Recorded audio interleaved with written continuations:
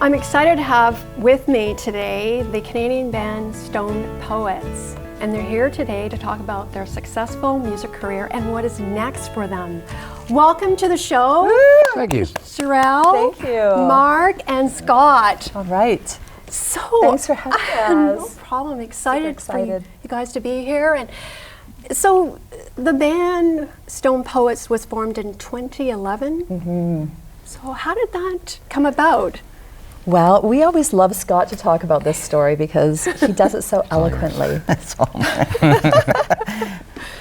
Well, we were doing Mark and I playing a rock band called the Band in Paris, and we were doing a show in Richmond, and Cherelle and her daughter were playing the same event, and they opened for us. Yeah, the Jardines, and that's what they were called. And so I was backstage with Cherelle, and we were just chatting, and I, I liked what I heard from them, and I had seen them before and liked their music, and I said to Cherelle, I said, hey, I got this song kicking around that it sounds like a duet to me, and it's like it's kind of half finished, and I said, would you be interested in getting together and hacking this thing out? And Yes, Mark was eavesdropping on the conversation. He was peeking behind the curtain. This was in the green room. In the green room. I was back there. And he's like, hey guys, you can meet at my place. Because he lived halfway between where she lives and where I live. And so we decided, yeah, okay, let's go there. And so we went to his place and we hacked out this song. It's called Better. And it ended up to be, a pretty easy collaboration. And then, I had a couple songs kicking around, and Cherelle and Mark both had songs kicking around. We just started introducing those out, and we met every Monday, I think it was. Yeah. And we just became this writing factory. We fell in love with each other. Yeah. Yes. So that's how I got in the band, because I lived Yes, halfway that's between right. them. Yeah. That's It's the only all. reason. It's the only reason. Yeah. But you've known each other for many years, right? Yeah, Yeah. Mark was actually my keyboard player in my solo project, so I knew him, and then I don't know how long you guys have known each other for. A couple years. Yeah, before that. So. Yeah. I think Chris set you up to play with With a band in Paris. Well, with Brandon Paris, it was called then, yeah. But I was doing a solo thing, and you were doing I had these duo gigs, and you needed keyboard accompaniment, and then you played in my band too. Yeah. And so anyway, yeah. Yeah, That's no, how it started. I like the name Stone Poets. How did? Stone Poets, well, Gladstone. Yes. Right, and we profess to be the poets in the band. We do wonderful. most of the lyric writing, so. And that was a quick thing too. Like we just It kind of was threw like- it. yeah. And we thought, oh, this will be, and it was a quick. I think name we find. sat there one day and put a bunch of names on a paper, Yeah. and then that one just Yeah. sort of. We're like, Sure, yeah, that works. we like that. But choosing names is hard, right? Yeah. Like, It's so hard. You can spend weeks every doing that. time. Yeah. and we kind of just. I One don't know. night. My memory is like it just happened. It was like a little genie came on, bang! Yeah. Stone Poets. No, So, yeah. because you're writers, and your writing is poetic, I believe. And I mean, when you have a poetry background or writing background, it gives you a much better audience, right, to write music. I can't write frivolously, and it's a hard slog. Like Leonard Cohen wrote a song called "Waiting for the Miracle to Come," and I believe it's about writer's block, because it is miraculous when stuff comes that you feel okay with. Yes. Yeah. Well, where do you get your inspiration to write? That's So many different ways. Yeah, I there's mean, everyday life. every song sort of starts from a different, in a different way. I think sometimes the music comes first, sometimes the lyrics come first, sometimes just a title. There's a lot of different. Sometimes Scott will write a song and bring it to us, and then it kind of gets fleshed out, or Cherelle does the same thing, or there's songs that we've written all collectively all together too. So I don't know. where the inspiration to write comes from. It It's just magic. does, is what yeah. It is. It's the muse. I think John Lennon said that, or Paul McCartney. I'm not sure which Beatle, but it's just, he was asked that, or one of them, and they just said it's just magic. So it's like, here it goes. You're doing magic. Let's I like that. you know, let's talk about smoke and mirrors. Okay, let's do So that. tell us, what was the process like? Well, we have to give a big plug to Sheldon Zaharka, who's our producer, and Mark also produces, and Scott and I have our hand in the production too, but more Mark and Sheldon. So when we put that together, we wrote a couple of songs specifically for the album, but we had a few songs that were kicking around. So, and we're really grateful we got a grant from Yes. Music BC. Mm-hmm. Sorry, I gotta say that again, from Creative BC. So we were in the province of BC. So that gave us the financial ability to actually put the album out, because it's quite costly, as you probably know. Yes. Every time we put out a new album, it's like, okay, here's a big chunk of money we have to outlay. I mean, what's the difference between performing and writing? Which do you prefer, I should say? Performing. Yeah. Performing? Exactly. Yeah, you know, like these guys love recording. I don't like recording at all. Like, but I like getting it down there. But the live stuff, I just love singing live and getting that instant feedback from people. And that's, yeah. I'd probably say the same thing, performing, but writing is, I guess it's more like work. Performing is just kind of fun. I mean, I always said you don't really get paid for performing. You get paid for all the years of practice and all the slogging around of equipment and stuff. That's what I feel like you get paid for. Performing's the reward. Yes. I think performance too, when you're doing the first song that you've just recorded for the first time in front of people, like you've been slogging away at it for so long, and then all of a sudden you perform it live, and it's like, oh, okay, am I going to remember this? Because it's so new. So it's always that excitement and kind of a little bit of stress. But yeah, we're usually pretty good. And I like it when when you actually get to the point where you're able to step inside the song, because it takes a number of shows to get there. For a singer, mostly, I think so. For you guys, Yeah, mostly. and but once you feel like, there are those moments where you felt, oh geez, I've stepped inside this song now, and you're going to deliver it that way the rest of the time you perform it. That's, for me, like, I love that. Now let's talk about Gleam&Beam. Yes. Gleam&Beam. Yes. My light is yours, your light is mine. We come together beyond space and time when we gleam and beam. Okay, well that's so, I work a day job, a fairly complex day job. I work as a behavior consultant with kids with special needs, mostly, and adults. And so I ended up going to lots of workshops and doing lots of research on the impact of stress on the brain in particular, because that's, when you're dealing with kids with challenging behaviors, I'd like to describe it as it's a stress response. And so you look for ways to mitigate those stressors on people. So anyway, the song Gleam&Beam came about from this concept of this person that I'd become friends with. She's a world-renowned occupation therapist who turned into a neuroscience scientist, and she does lectures all over the world. And I happened to be at a couple of her lectures, and she came up with this concept called Gleam&Beam. And what it describes is this experiment, actually, that happened where it describes the magic of attachment and attunement. And I don't know if you know anything about, so when moms and babies connect, they attach and attune to each other. And so somebody thought, there's some magic going on here with that. And so let's measure the brain activity that happens when a baby's born and the mom first attaches and attunes with the baby. And so what they did was they put a helmet on the mom, and the baby comes out, and they put a little helmet on the baby, and they measure the brain activity going on. And what they found was that the mom's right orbitofrontal cortex lit up like a red hot Christmas tree light. And a few seconds later, when she's connecting with baby's right orbifrontal cortex lights up like a red hot Christmas tree light bulb. And what they found was that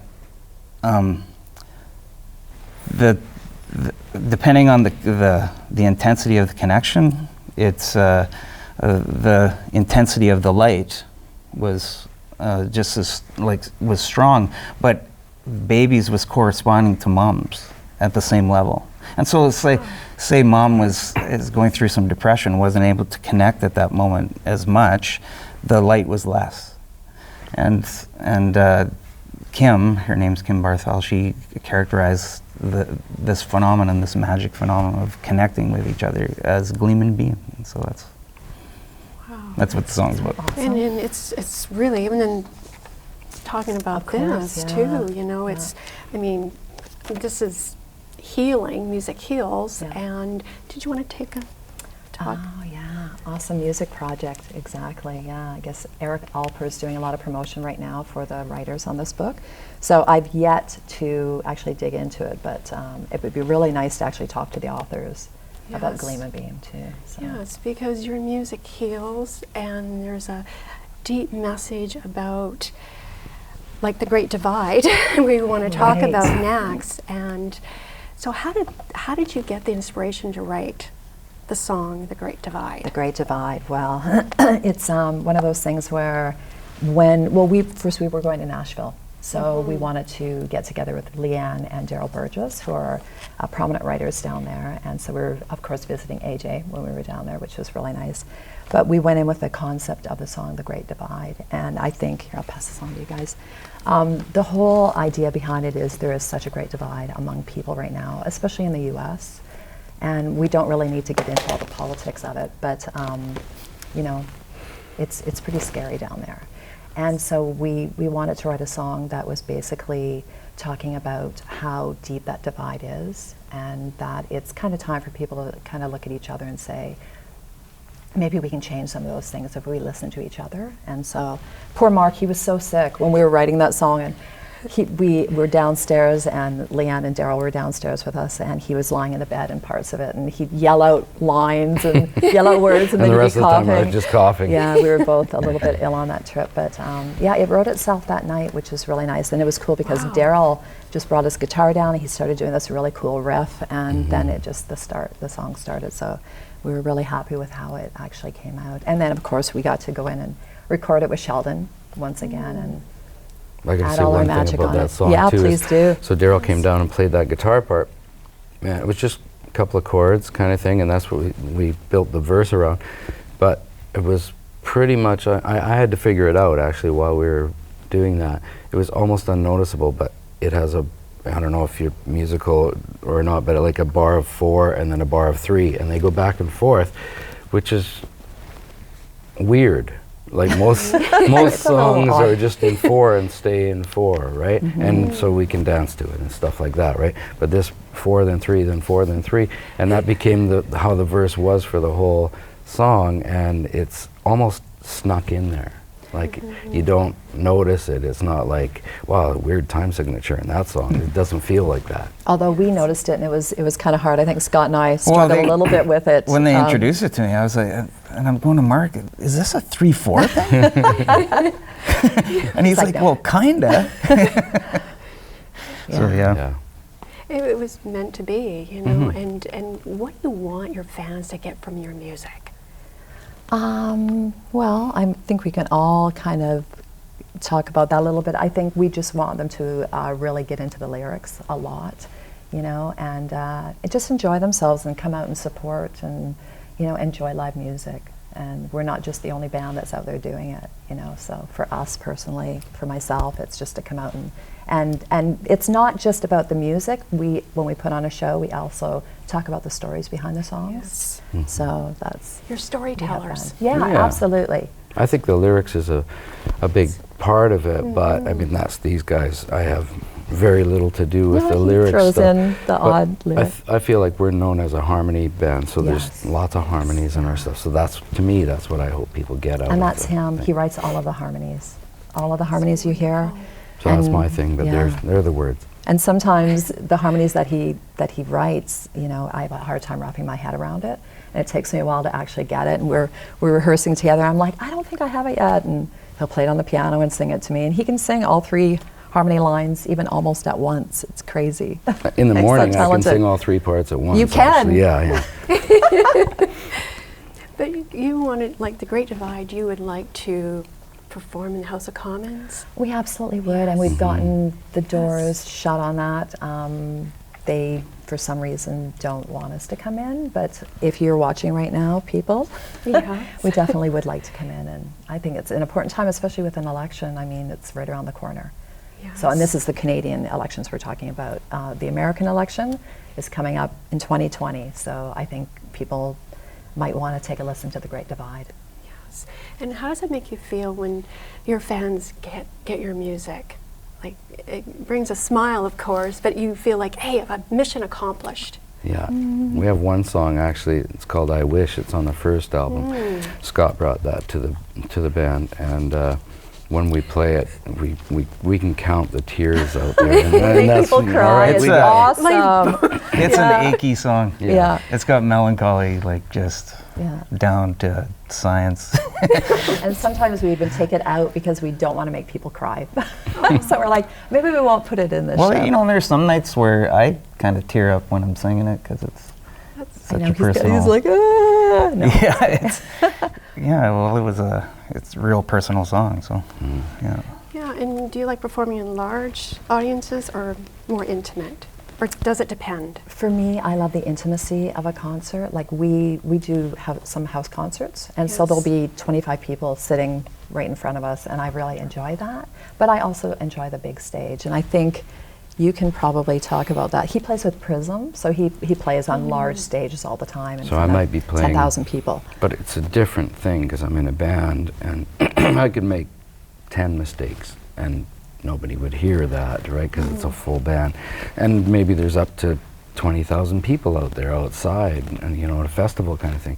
And then we do a show with Stone Poets, and like you were just saying, there might be 25 people there in the audience, but they're right close, and there's only 3 of us, and the music is really raw and naked, and I make a mistake, everybody's going to hear it. Everybody And so knows it. it's actually more, I don't know if it's nerve-wracking, but it's more, I'm more aware of that with Stone Poets than I would be with other bands. Yeah, I prefer the smaller, intimate ones. Yeah. You know, I've played in a couple bands where we play a big stage and all that, and that's cool. But playing with the Poets in a small little place, when we got some nice lighting, because we got lots of, like, our music is mood music. It makes you reflect, makes you think about things, and I like that. You know, I like it when people cry. Yeah, I know we all like do. We're making like, people yeah, cry. I see you. It's like, just, what you do. you know.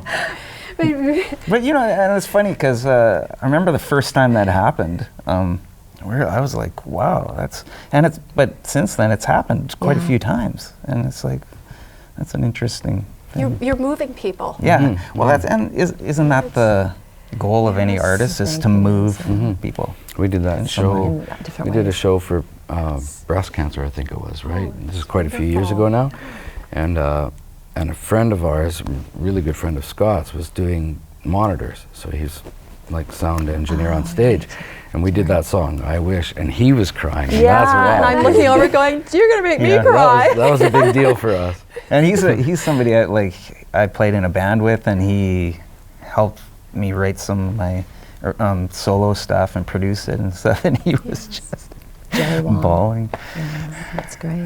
Yeah. Anyway. And how would you describe your music? Well, We have a tough time we with have a new that. bio that Jer from Sleeping Bag Studios just wrote. If anybody out there is watching and they're an artist and they need a bio written, he is the guy. So at Sleeping Bag Studios. How do we describe our music? Folk is Yes. such a common word. It's too big of an umbrella. Modern folk, possibly. We're trying to narrow it down a little bit. Contemporary folk, I don't know. I used to throw in ambient, adult Yeah. contemporary. We used to say Yes. dark, but not all our songs are dark. Yeah, Some of them why are not? pretty We uplifting. got, so- and there's a lot of hope in some of our songs too, which is, you know. I think we started out with the dark folk thing, and I was trying to get the guys to wear like eyeliner and black nail polish, and we played with that for a little bit, but it just wasn't our thing, you know. So, yeah, they were glad. They'd have to tie me down. He'd be like, no. His wife would laugh.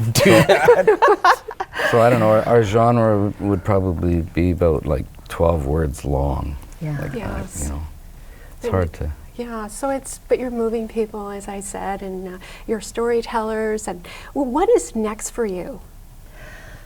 Well, what is next? We're going to be starting to do some videos, which is really important. Wow, We have that's live great. videos. It's on our website, stonepoets.ca, that you can check, but we're actually going to be doing some videos with some content in them. So probably starting with Gleam&Beam and the Great Divide. So we'll let everybody know. We're big social media people too, so you can always check our website and our Facebook page, Instagram, Twitter, so we're quite active that way. I should say I'm quite active that way. These guys are just like, they read my stuff later. And no tour? Because you just came back from tour, right? We did. We had a really successful tour back east, but we're heading to the island. So good. I'm not sure when this show airs, but we'll be going the 25th, 24. 24, 25, 26 on Yeah. the island. Back to the island in November, and then we're toying with Europe.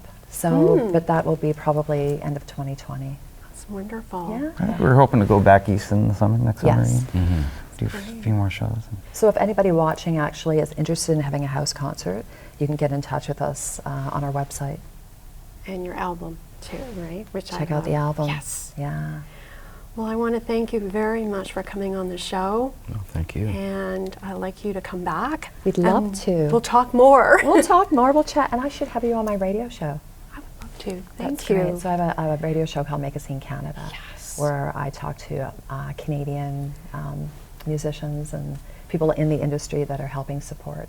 So, and also Mark has a radio show Oh, wow. called Green Beans, Mushroom Soup, and Strawberry Ice Cream. We won't talk about why that is. Yeah, it's Long long, story. yeah, but Long it's story, all on okay. PacificNorthwestRadio.com, story, and though. Sheldon's and Mark, our producer, owns that. So, That's great. yeah. Anybody else I can plug while we're here? Well, thank you Thank you very much for doing what you do too.